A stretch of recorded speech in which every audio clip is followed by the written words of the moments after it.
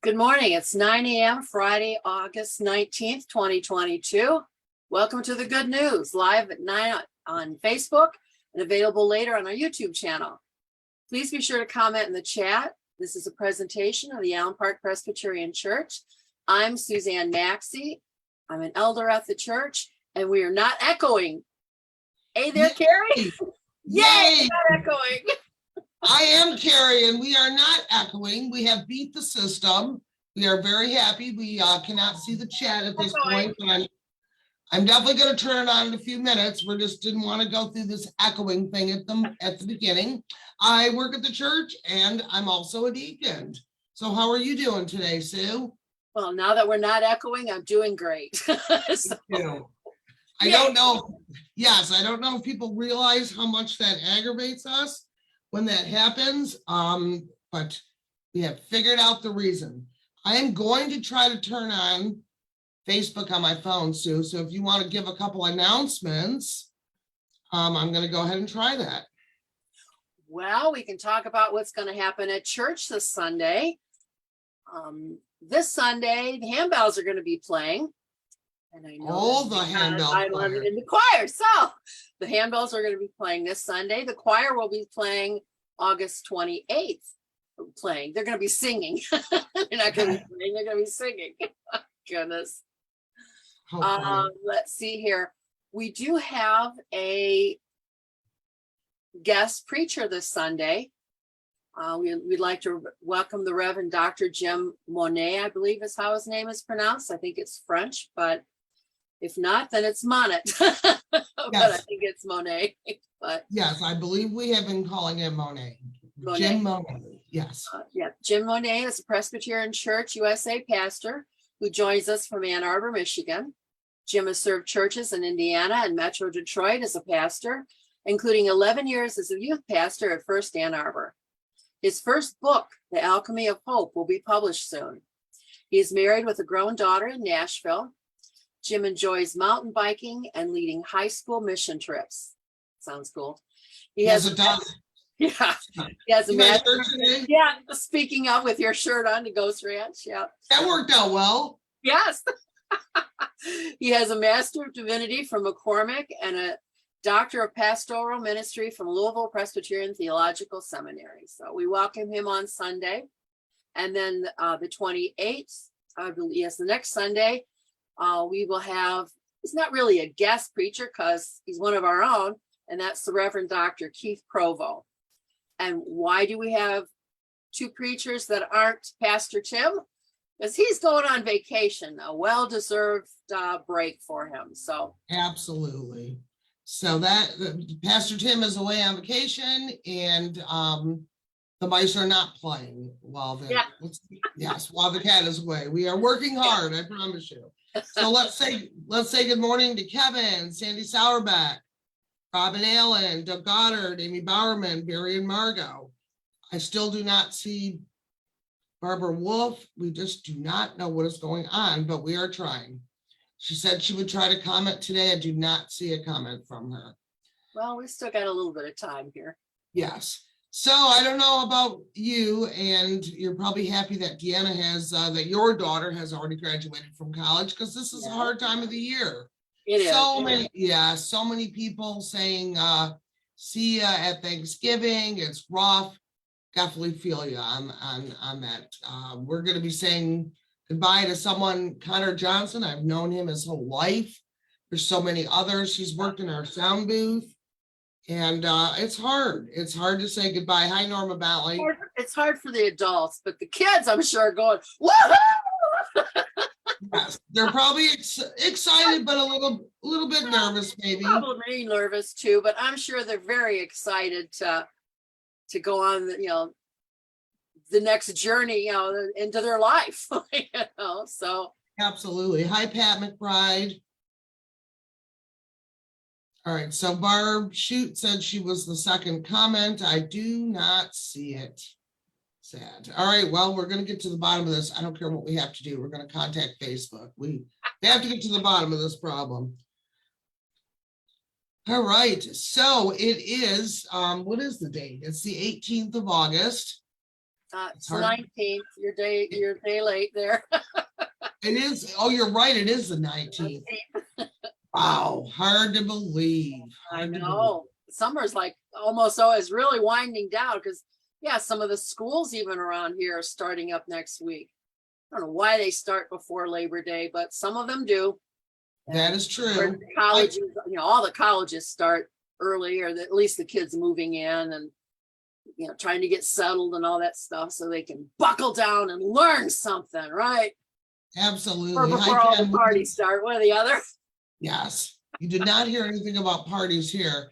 And anyone who's been in youth group, we do not let you go when you graduate. We still have eyes on you. That's right. Yes, we keep track of you. Absolutely. So do we have a guest today? I know we had to have a couple cancellations. Yeah, we had a couple of people that couldn't do it, and things fell through at the last minute, but we have somebody that agreed to come on this morning, and she's got some stuff that we can talk to her about. So all right. Well, it's always good. We have a couple other things we want to mention. Grief Share on Zoom starts soon. So you are doing it on Zoom rather than in person, correct? Yeah, Sue, I Norma Bentley and I do Grief Share, and we're one of the few that are still using the Zoom option. We have found it has worked really well and has opened up the capabilities of people to join us from wherever they are. We don't always have people that are right in our location. So we are getting ready to start that. And once we start, that will take us all the way through December. Wow. Let me see when our first one is. I just talked to Norma about this. We're kicking our first one off with loss of a spouse. And that's on September 15th at 6:30. Now, is that one day? Is that just a one night? Yes, it's a one night workshop specifically regarding loss of a spouse. And then we go directly into our 13-week session, which starts the following Thursday, which I believe is the 22nd. And that goes all the way through December 15th. And then once we get into November, we'll have the one-time Surviving the Holidays. And that's November 21st, right? Yep. And they're all at 6:30 on Zoom? That's correct. And Norma has everything posted on the Grief Share website. I'll be sure to send out. Yeah, Pat McBride said, send me a link I can share for Grief Share. I absolutely will do that. Good morning, Tracy Croft. Norma said we have a loss of a spouse on September 8th. I thought it said the 15th, but we'll get that clarified and send out an email. Don't worry. There are always a lot of people who are in need of this, so please be sure to share. It's not for members of our church. It's for anyone that is going through their grief journey. The loss. Yep. And the loss does, from what I understand, doesn't have to be like recent. If they're still struggling years later, they can still come and benefit from absolutely talking with people and who are in the same boat, basically. Right. And so basically you have to register through the Grief Share website, and then you will eventually get the link for the Zoom. So that's how it works. Yeah, Norma said it is the 15th. Yeah, we start, gosh, that's like a month from now. So yeah, September 15th, loss of a spouse. The following week, the 22nd, we'll start our regular, and then we'll have the Surviving the Holidays. So please be sure to share that with someone who may need that. Well, and speaking of grief, sad, with a heavy heart that we announced, the announcement actually went out yesterday. If you've not heard, Dick Hubler passed away. His funeral will be at the church on Monday. Visitation is at 10 until the service at 11. Visitation at Weiss across the street on Sunday from 1 to 6. Dick Hubler was the mayor of Allen Park for many years and long time member of Allen Park Presbyterian Church. So our thoughts and prayers go with his family. Was also announced last Sunday, another one of our members, Beth Stanton. She's our membership secretary, she also passed away. So our thoughts and prayers also go to her family. Right, and her family is planning a memorial service in September. So don't worry, we will send out the information when the time comes. Please keep these families in your thoughts and prayers.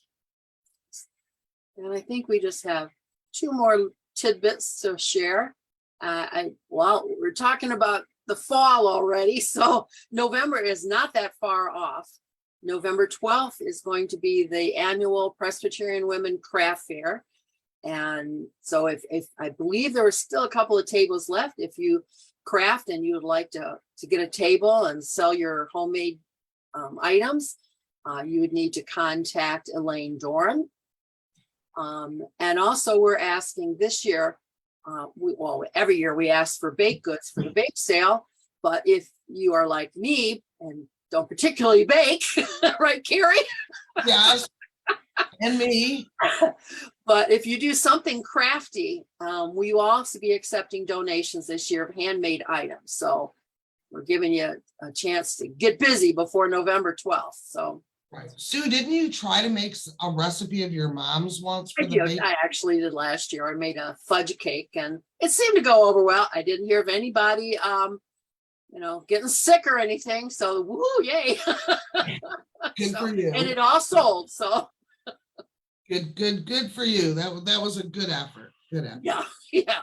Didn't look real good, but it tasted pretty good, I heard. So, and then today, our guests would really be upset if we didn't mention that the farmers market is today from 3 to 7 in the parking lot across from the church at Park and Harrison.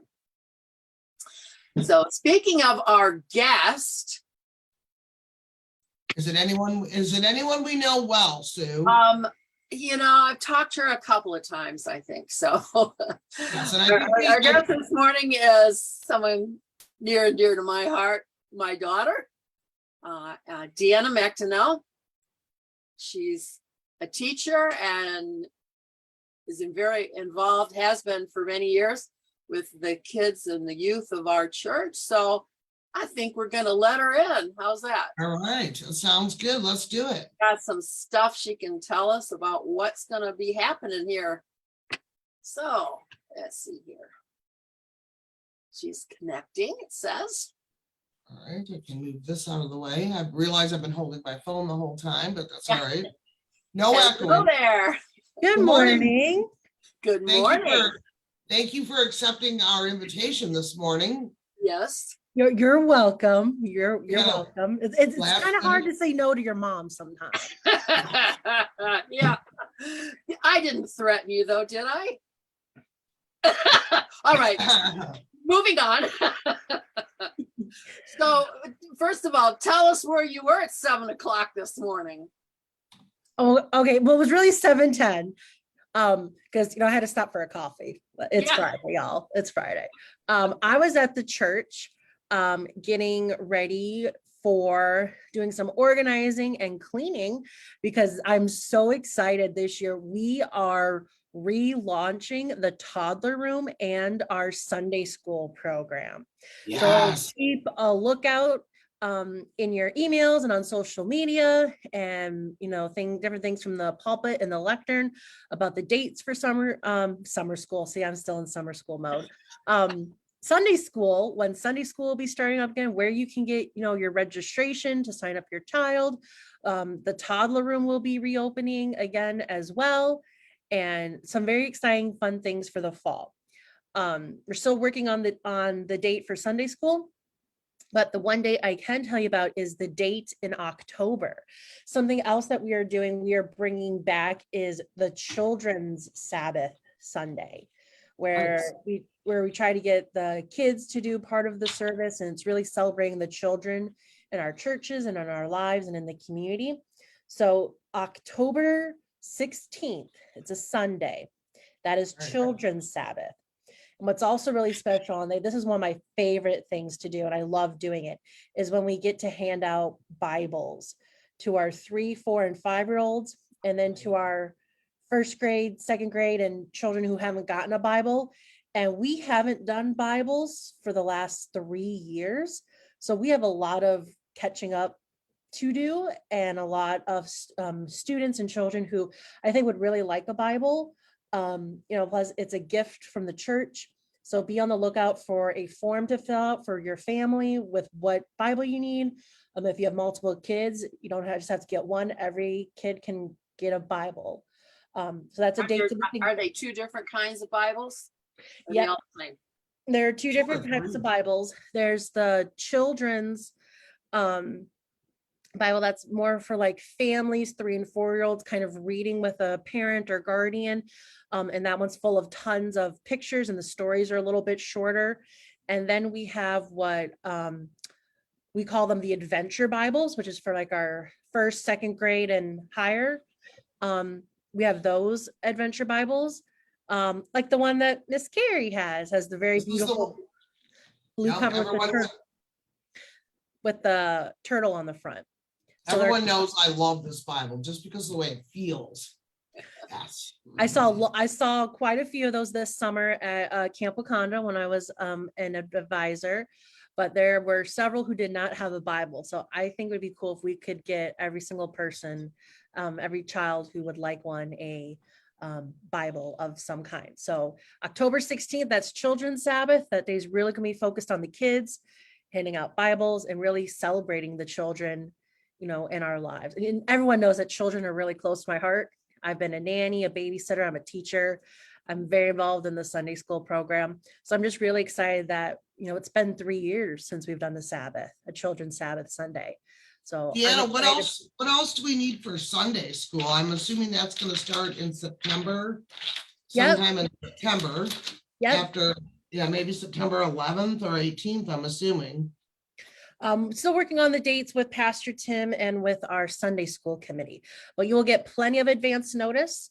We are also going to have tables out in the North-X a couple Sundays before the kickoff of Sunday school to give people a chance to ask us questions, to register their kid, when you fill out the form, just so that we can be really prepared. You don't have to do everything on the Sunday. We'd like to kick off Sunday school.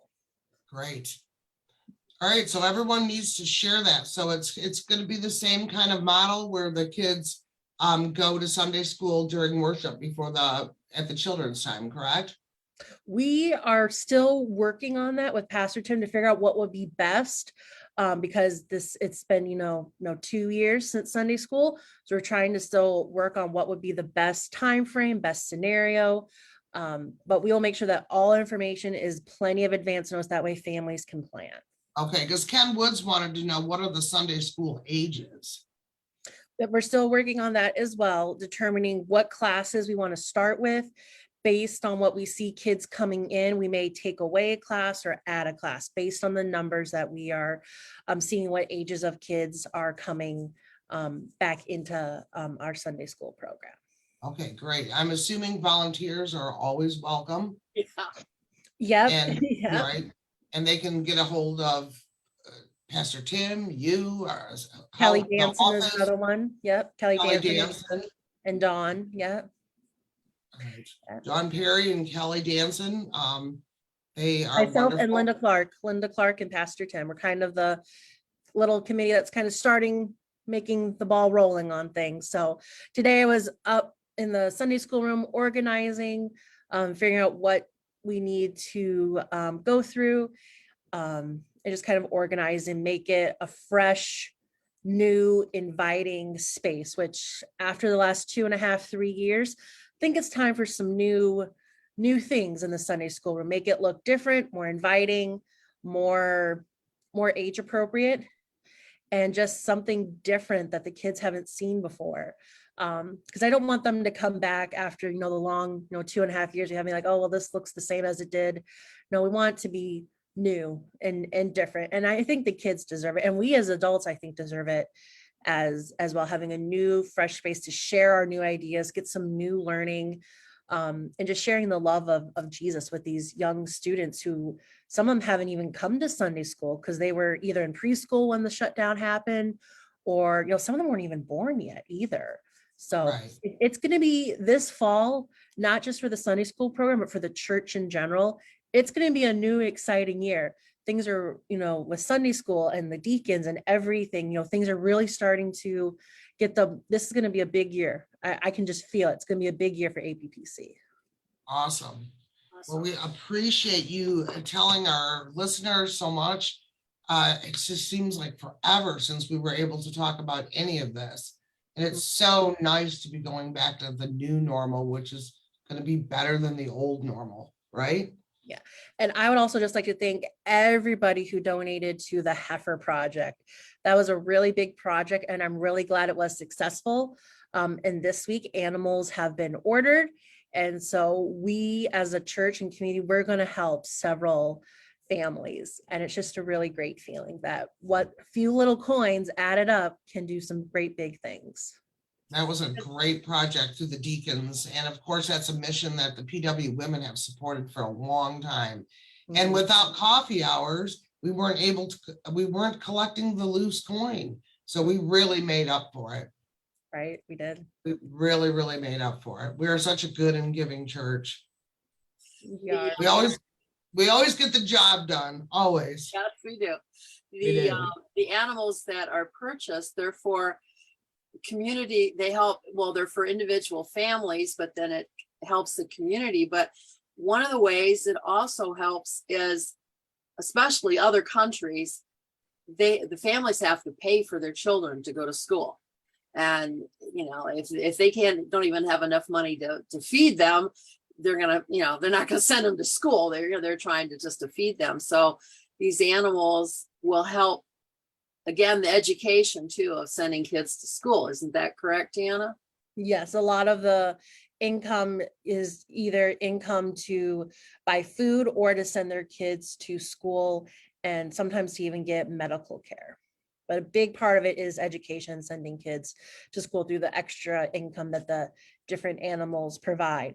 And the animals, I've talked to a lot of people, because a lot of people have asked me, the animals, they're not for, yes, they do give some food, but they're not to just go and be slaughtered. They're supposed to be sustainable gifts.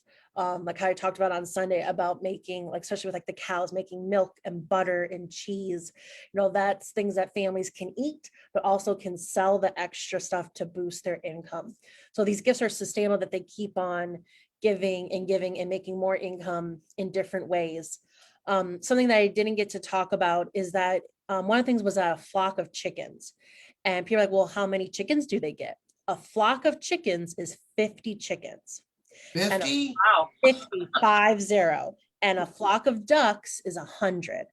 Wow. So imagine what a family can do with 50 chickens and 100 ducks, especially, when they can sell the offspring and the eggs and different things like that. They can, start with one family, but then if they have enough, another family down the road could buy and start their own coop as well. So they're very sustainable gifts. What about the bees? Can you tell us more about the bees and why you chose bees? So I kind of wasn't really a selfish decision for the bees, but this past summer, I was a summer camp teacher, and all my lessons for 8 weeks were on bees and helping to save the bee population. Since 2006, bees have been on the decline due to not having enough fields and flowers to, get their nectar and their pollen. Buildings being built on land and meadows, so their environment has been significantly impacted, and things like pesticides and chemicals and other animals destroying their homes. And a lot of bees like to make their homes in trees. And so when trees are cut down to make room for buildings and land, where their environment is being taken from them. So they're swarming everywhere. So they're really on a rapid decline. And so the bees, it's really to help the population of bees, but also while helping the population of bees, some new techniques have come out that farmers are putting honeybee boxes in their fields. It's a dedicated area, and a honeybee box will stay in a field for a couple weeks, and then that whole hive gets moved to another field to help with planting and to help with the pollination, which in turn makes more food, more crops that the farmer then can sell to earn an income and help all of us. Because even here in America, there's still a food insecurity. There are kids and parents who still go hungry. So if we can help the bees have safe homes, safe places where they can, help us grow food, that in turn can help other families and students and children, get the proper nutrition, stay in school, and then they can learn about bees themselves. I was really excited with the Heifer Project when I saw you could buy honeybee boxes, and those would go to families where they can, sell the honey, they can make beeswax, they can make candles, and the honey itself, and those are all extra income boosting things that they can have to help send their own kids to school and to help out their communities, which in then turn helps out the environment and the population of honeybees. So I've learned so much about bees this summer that I didn't even know. And I surprised a few adults as well, and some kids as well, about bees and the bee population, because a lot of people didn't know that they're on the verge of extinction. Deanna, Barry and Margot said God's creation is amazing. Every creature is important in keeping the food chain going. I agree. The bee boxes, like how much are they? Is it something that we should keep collecting money for? Are they in America? Are they in other countries? How much are they? Like, so how many continents are bees on? What? Bees are on 6 continents. I love how Pastor Tim was like, that sounded like a Jeopardy question, Deanna. But honeybees can live on 6 continents, which was something really interesting to me to learn about this summer, because I thought honeybees were only like a Northern American animal, and I didn't know that honeybees could survive in other countries and in other continents, but they can, except for Antarctica. So that was really cool for me personally. So even as an adult, we are still learning every single day. The honeybee boxes are $30. And I actually personally purchased a honeybee box, and I dedicated it to the summer school class of Grizzly Learning Camp for 2022.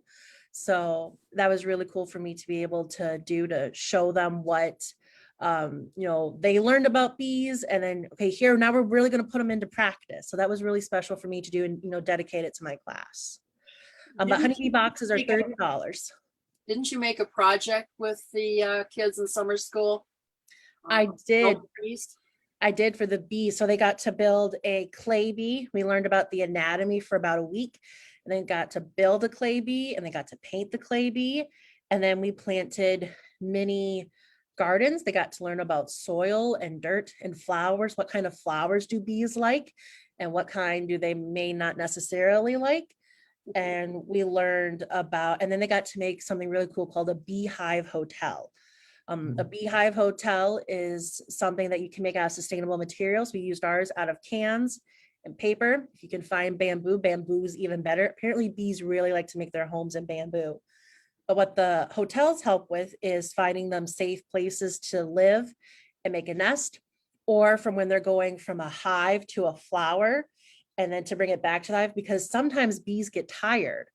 I didn't know bees could get tired, but they can. So a honeybee usually travels 2 to 3 miles from their home to flowers to bring back the nectar and the pollen back to the hive. But if there isn't any flowers near them, they will travel up to 7-8 miles for a single bee to go and find food to bring back to the hive. So sometimes what they have to do is they have to take a break in the middle when they're flying home. So these beehive hotels are kind of become like a little nesting place for them to rest, and then to fly back to the hive to give the pollen and nectar back to the hive. Wow, that's cool, Deanna. Mm-hmm. Very, very interesting. I'm so happy that we were able to help, to learn. As you can see now, learning knowledge is power that you're supposed to share with other people. And once you learn something, hopefully you're sharing it with others, and it just makes it go on and on and on. That's what I love. That's what I love about learning. How interesting. Oh, thank you so much for being our guest today. Thank you. You're welcome. So I hope everyone's excited about, Sunday school and Tall Room and Children's Sabbath. And, make sure to look out on social media and in your email for the different registration forms. And if you have any questions, you can get in touch with myself, Pastor Tim, Kelly Danson, Dawn Perry, and Linda Clark. Fantastic. Thank you very much, sweetheart, for being with us this morning. Yes, Pat McBride said that is awesome info on the bees. Robin Allen, very knowledgeable. Thanks for hanging with us, everyone. You never know what we're going to talk about. You never know who we're going to talk to, what we're going to talk about, or what we're going to be babbling about. But it's always something that we hope you find important. We love everyone who continues to come back and support us. Sue and I are ramping up for the fall. We are booking guests. If you want to come on and talk to us, let's let one of us know. We'd love to have you. We'll talk about anything that you can broadcast live on a church channel. Right. Yeah. Nice disclaimer there, Kerri. I want that to get to Pastor Tim on his vacation that we'll talk about anything, but Deanna's been in youth group with me and at camp. She knows I will talk about anything, but just not on here, right? Right. Diane Brooks said, thank you for teaching us about bees, Deanna. Thank you, Deanna from Barry and Margot. So Deanna, you know, we love you. We both actually love you. And thank you for being our guest. Thank you to everyone who's watching today. Hope you enjoy the great day. Make it the best day you can. We do have a guest scheduled for next week. And it will be Alex Cervantes. Her maiden name is Harkins. She's a wife, a mom, a teacher, a ruling elder, and a woman who wears many hats. And she grew up at APPC, right, Deanna? You know, Alex. We did. We went through youth group together and then did mission trips together. And now we're both kind of in the same realm with teachers. And we do some phone conversations and texting about teaching and curriculum. So I'm so excited to hear what she's going to talk about next week and hopefully preparing other families and teachers for the start of the school year, because it's happening. And there's certain things that you can do to help make this transition great for your children or grandchildren or kids you're looking for. So I'm really excited to see what she's going to share about. Us too. We're so happy that Alex has decided to join us. We love talking to all of you. You guys are great. It's so wonderful to see you grow up in our church. I'd like to leave you with a scripture. It's Luke 1:37. Faith does not make things easy. It makes them possible. So thank you, everybody, for being with us this morning. And please come back again next Friday. In the meantime, remember that God loves you. You're a beloved child of God. That God loves you. And so do we. So do we. Have a great day, everyone. Bye. Have a beautiful weekend. Bye. Bye.